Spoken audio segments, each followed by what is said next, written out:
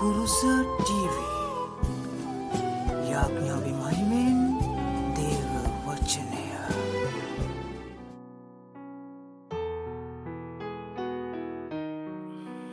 இன்றைய நற்செய்தி லூக்கா 3:1-6 வரை.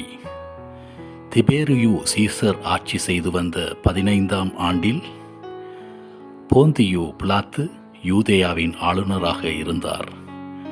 ஏரோது கலிலிய பகுதிக்கும் அவன் சகோதரராகிய பிலிப்பு இத்துரேயா திருக்கோணித்து பகுதிகளுக்கும் லீசானியா அபிலியன் பகுதிக்கும் குறுநில மன்னர்களாக இருந்தனர்.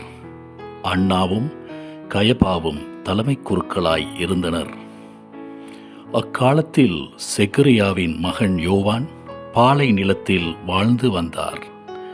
அவர் கடவுளின் வாக்கை பெற்றார்.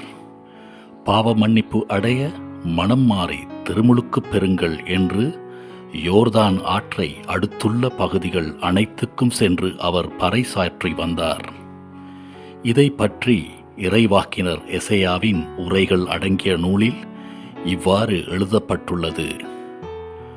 பாலை நிலத்தில் குரல் ஒன்று முழங்குகிறது. ஆண்டவருக்காக வழியை ஆயத்தமாக்குங்கள், அவருக்காக பாதையை செம்மையாக்குங்கள்.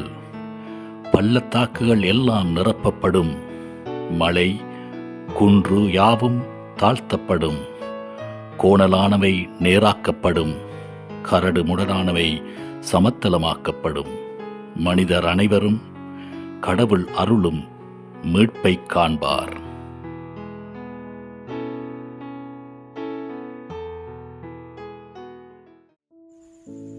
කුරුස TV අප සමග එකතු වන්න. දෙවියන් වහන්සේගේ දේව වචනය තව තවත් ඉදිරියට ගෙන යන්නට ඔබත් කොටස්කරුවෙකු වන්න. ජේසු පීඨයි.